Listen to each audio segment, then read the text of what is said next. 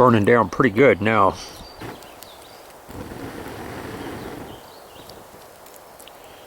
Just wasted all this time and effort.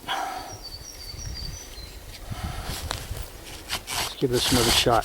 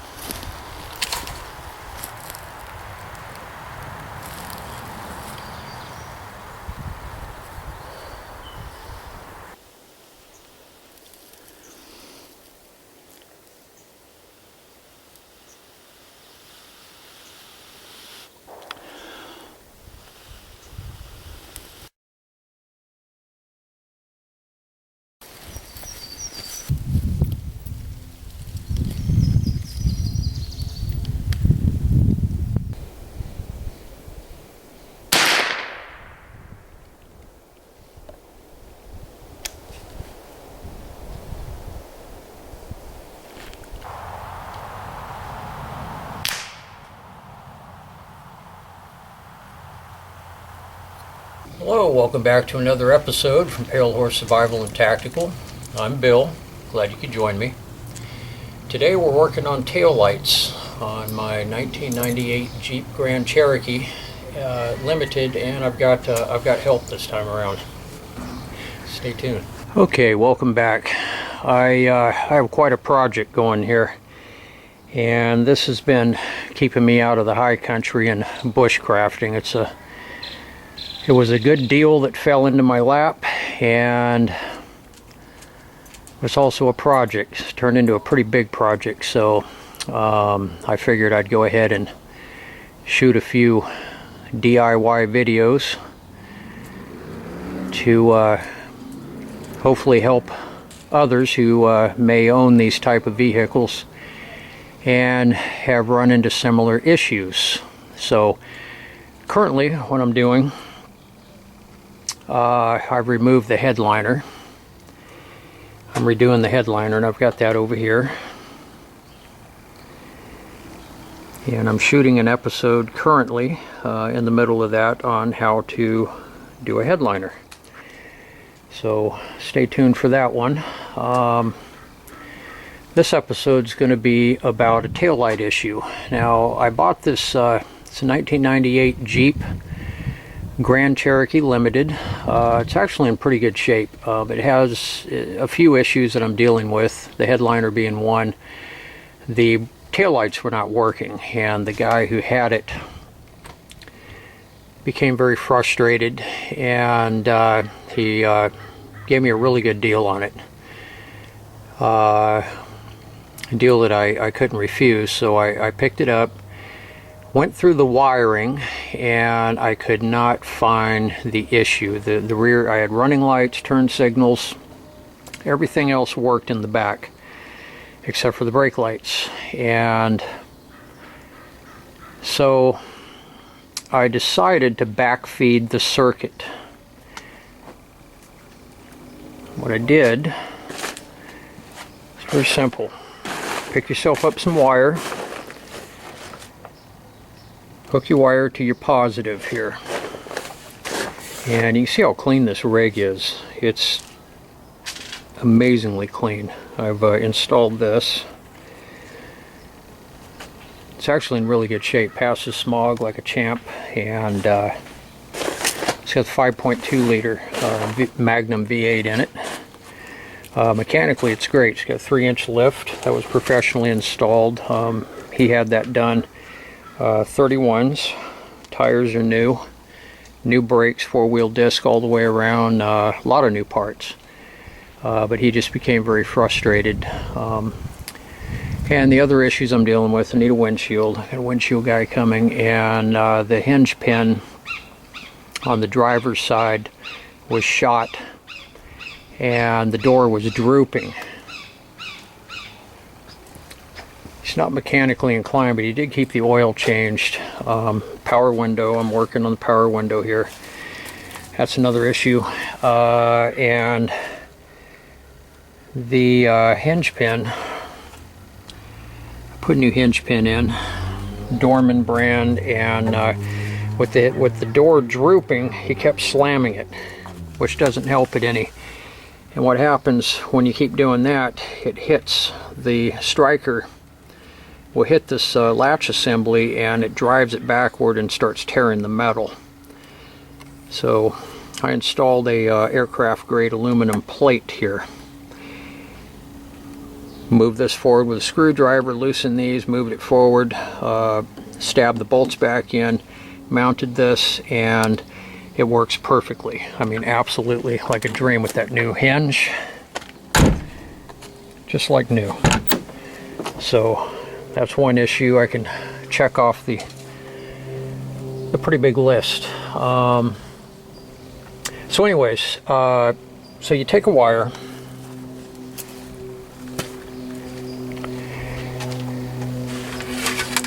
I picked this up, I think it was 16 gauge if I remember correctly, and you run this from your positive battery post, run it back to the back, and here in the center, this is your center brake light, and then of course your two side lights. I removed insulation here on, you have two wires back here. The black is the ground, this is your hot wire, at least it is on this one. Now the color codes could be different on other vehicles, and if you choose to do this and you pick the wrong wire and you fry your wiring harness or you smoke it, that's on you. You need to know what you're doing here. I suggest taking a multi-tester with the sharp probes, probing your wires, and grounding off to the chassis and finding out which one is your hot wire. So with that said, if you try any of this and you smoke a wire or your wiring harness, that's on you. You need to properly identify your wiring first. Different years may have different colors.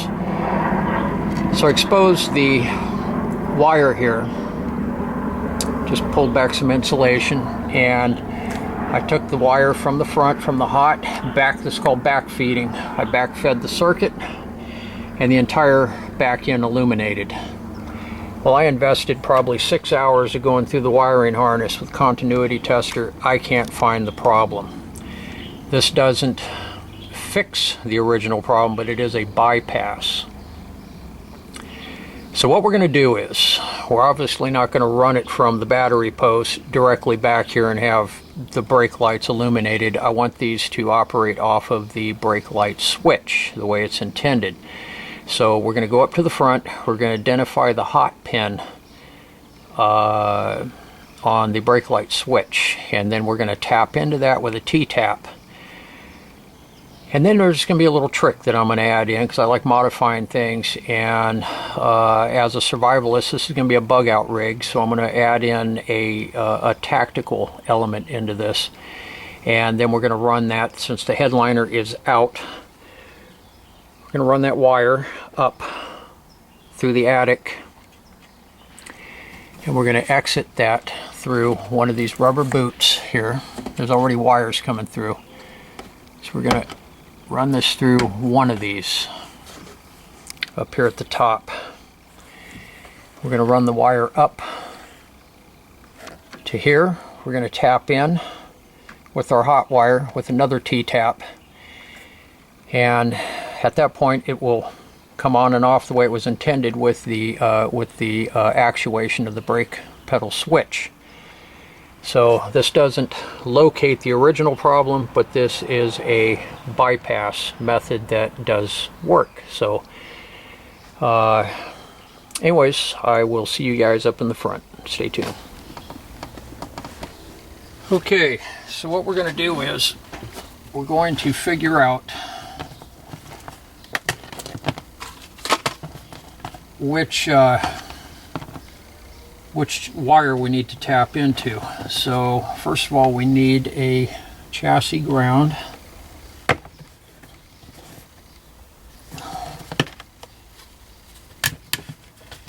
pop that off so I have access to this bolt here, multimeter.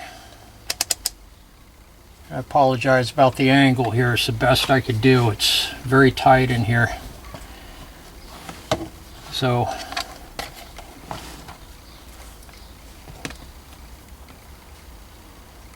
this is the brake pedal switch. I have it unhooked right now, and this plunger actuates the on-off portion for the brakes. And this switch mounts on the goes into a bracket up near the brake pedal arm. So we'll go ahead and ground this off here.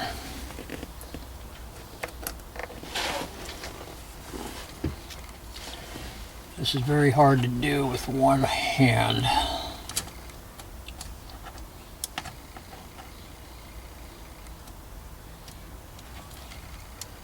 Okay, so we're showing that's our hot wire. Got over 12 volts going there. So what I'm going to do is I'm going to grab some duct tape so I can tape this plunger in. That will be the on. When it's out, it's off. When it's pushed in, it's on. It's opposite on these vehicles because of the placement of the switch. So I'm going to go ahead and pause the camera, and I shall return.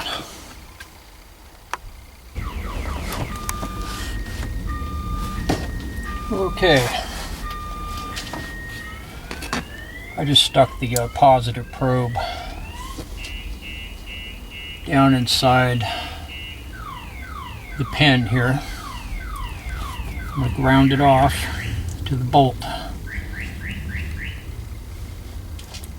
We have power to that pin. Now if I push the plunger in, which would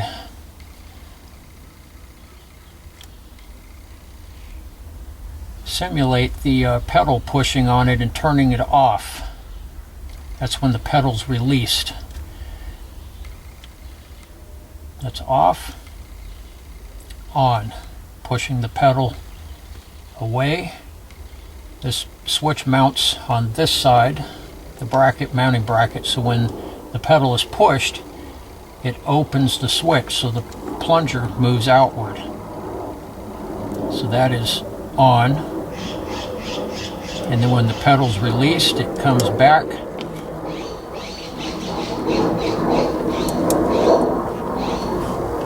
It comes back and pushes the pedal, or the switch rather, and that closes the circuit. Open, closed. Open, closed. That's the wire we need right here that we're going to tap into. That's white with a brown tracer. So we're going to go ahead and we're going to tap into that with a T-tap.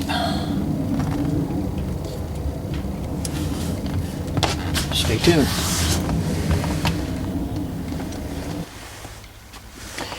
Alright, we're going to use a T-tap. It's a very easy way to splice into a wire. This is going to be the wire we're going to run to the back. So we want to tap off of that wire. So what this does, we're going to put this around our hot wire. This one goes into, there's a little backing area here, so this one will slide in just like that.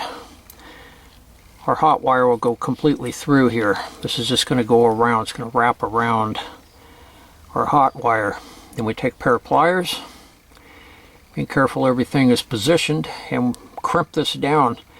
What this does, it guillotines the wires. It's got two little slots in here, and it cuts through the insulation and cuts into, contacts the copper wire on the inside. It's very quick and easy, and this pops over afterwards, and then you can wrap a few rounds of electrical tape around to secure it. So let's go ahead and get working on that.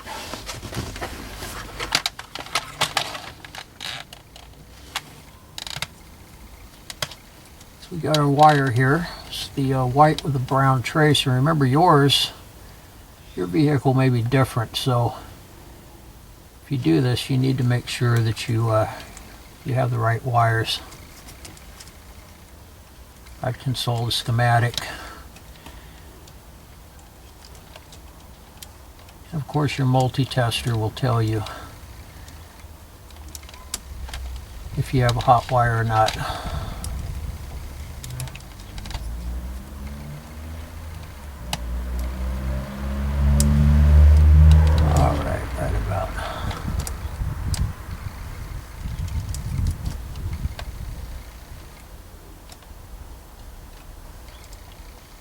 For my, okay, so that'll go up on top. Almost had it backwards for a second. That won't be the first time that's ever happened, believe me. And you got to make sure you got everything situated here properly.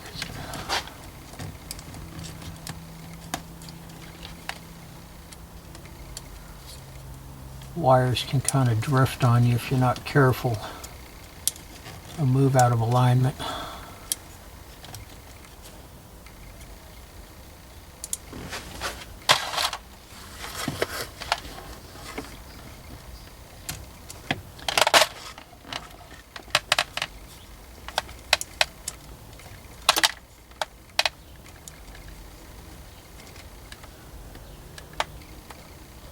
A bit difficult to do with just two hands.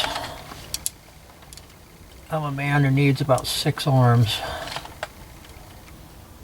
in order to get everything done. All right.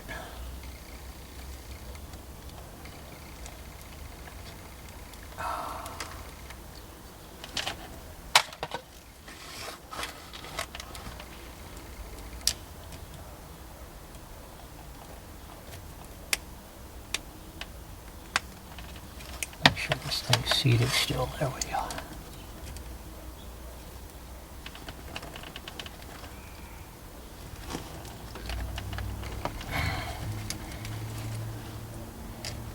Just crimp it and make sure it's seated all the way down. Give the wire a little tug. And if it's snug in there, you can kind of look through the side here. You can see that wire, they both look good. All right, I'm pretty happy with that. And then this cover, I don't know if you can see that, this cover now goes right over it and snaps on just like that. So you have a nice clean splice.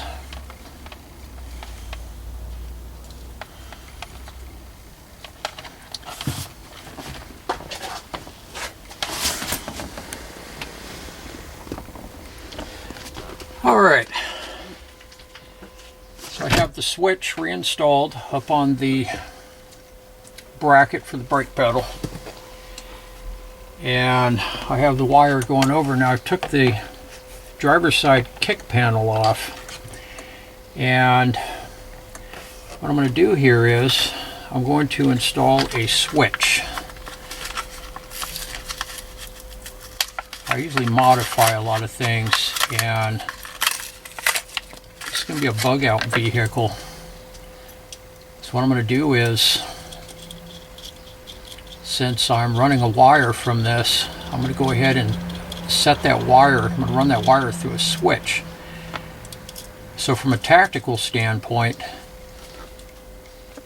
if I'm in a situation where I need to navigate but not give away my position, I have the option of reaching down and switching off the tail lights. I have LED fog lamps up in the front for nighttime navigation. Not a lot of light, but it's enough to navigate by on a trail or whatever. I can do that, and when I hit the brakes I won't be lighting anything up in the back. So it's just a little idea that I came up with personally, and I like to modify things. kind of James Bond things up a little bit, I guess. So, but anyways, I do want to add a disclaimer right now about this. I'm just documenting what I'm doing personally. I don't recommend that anybody else do this, because if you accidentally hit the switch, or you have a kid in the car and the kid hits the switch and turns your brake lights off and you don't know your brake lights are off, you wind up getting in an accident or whatever, it's going to be your fault, not mine, because I'm advising you not to do this at home. I'm just documenting what I'm doing. If you do choose to do something like this, you do so on your own, and you assume all risks, injuries, death, responsibilities, whatever that may arise from that decision. So that is my disclaimer. I don't want anybody contacting me saying, well, I did what you showed and I got in an accident. And I don't want to hear that, because my advice is not to do it. So with that said, and the disclaimer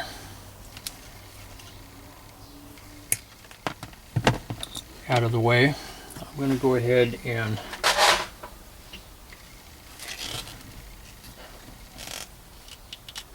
keep moving right along here. The switch that I picked up is just a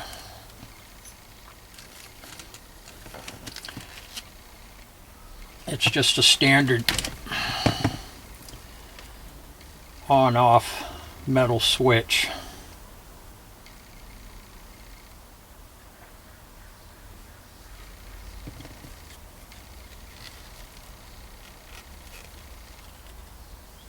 I think I paid $4 or $5 for it. They're not very much.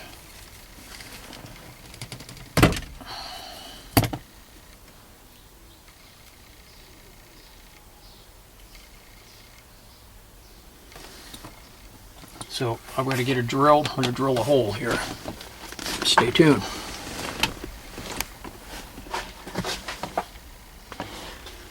All right.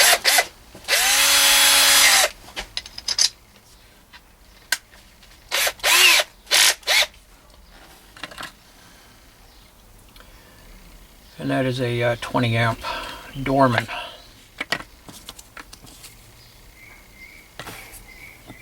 I believe the hole was, it's a 1/2 inch.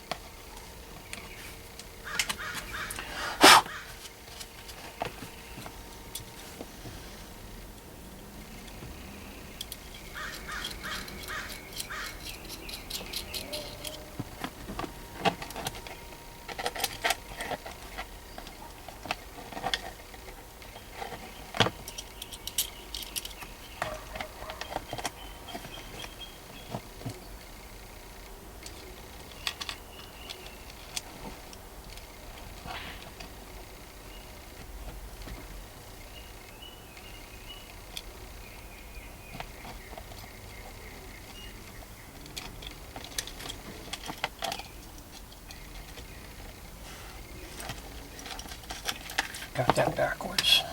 Just gotta go on here.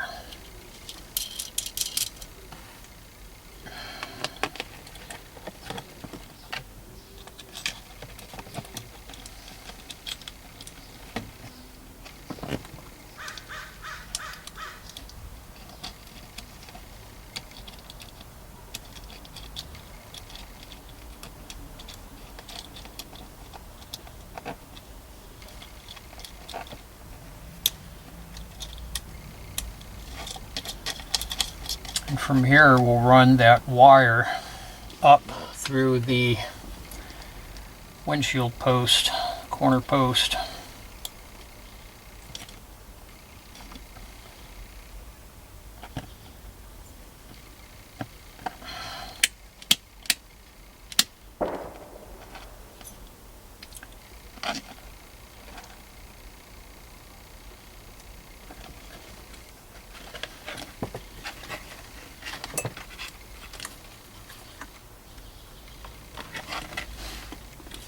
Phillips.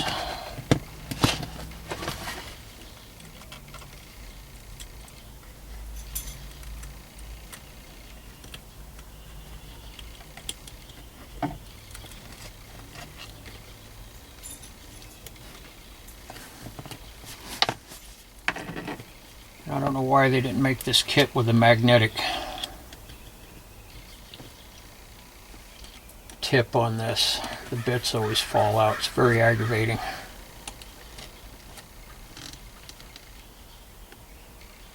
I'll have to magnetize it.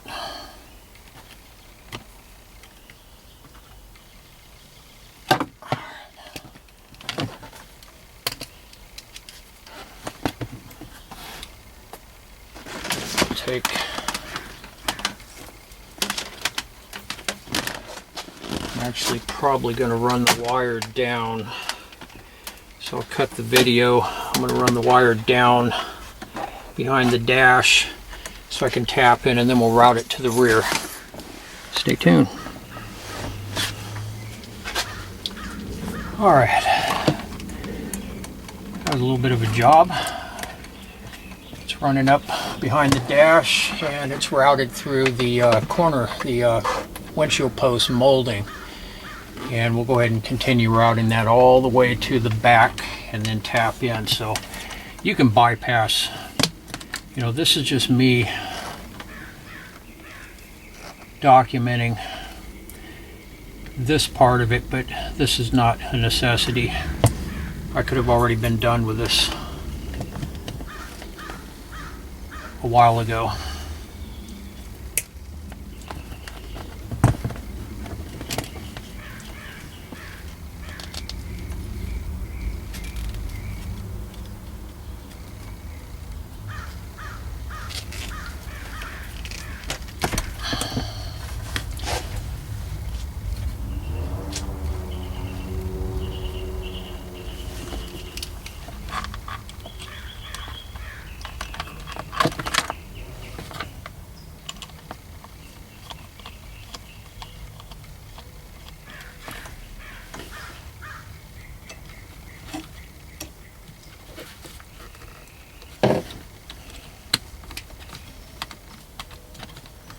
Always wrap your wire from left to right. That way when you're tightening it, it doesn't kick it out. It tends to wrap it around the piece. So there's our switch.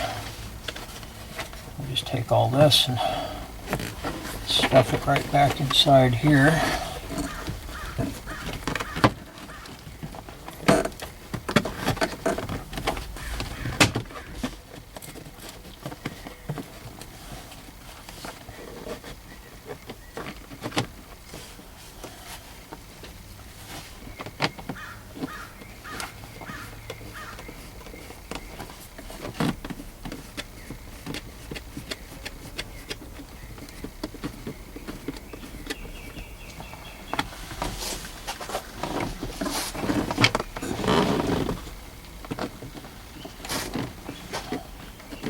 So I'm going to go ahead and button this up, and then we'll continue running that wire.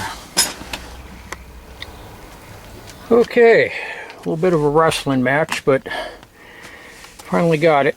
So we have this buttoned up here.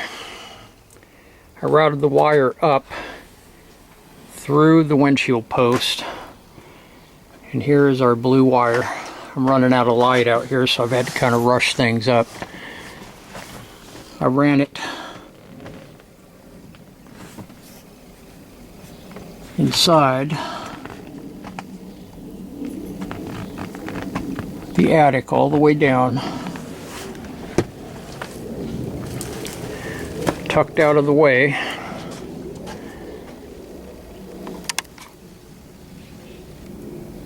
through there,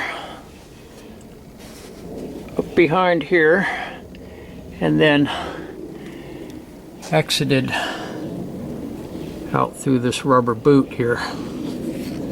I'll put a little bit of silicone on here to seal the that grommet so we don't get any water leaking in from the rain.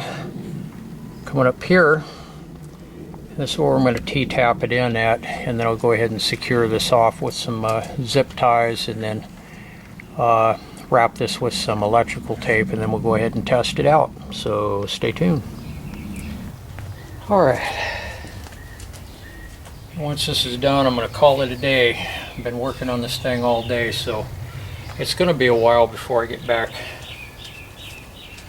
into the high country to get back into bushcrafting. I'm hoping by the end of June or maybe early July. So I've got a lot of work still to do on this thing, and it's really become a project. Much more of a project than I was anticipating. T-taps. So I've got parts all over the place here.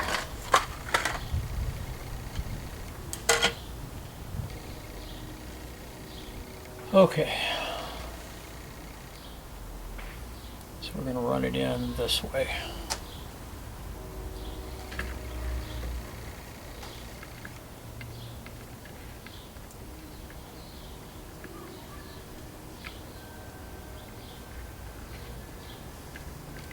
Tap it in right here. I have some bare wire there, and I want to wrap that with electrical tape, so we get water and stuff in there.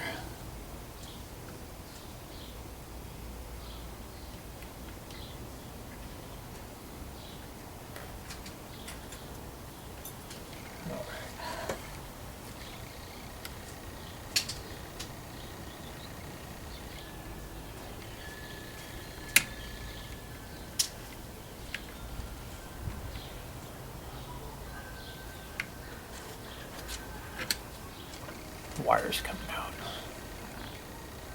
Shifted on me. I have a habit of doing that.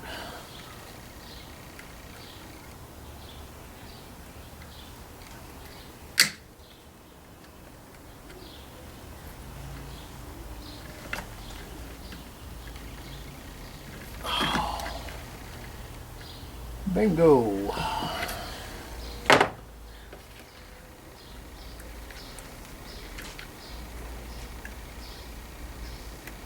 Okay, now before I go and pretty this all up with zip ties and electrical tape, I'm going to set you guys back here, and I'm going to actuate the brake pedal switch, and let's see if this is functioning properly.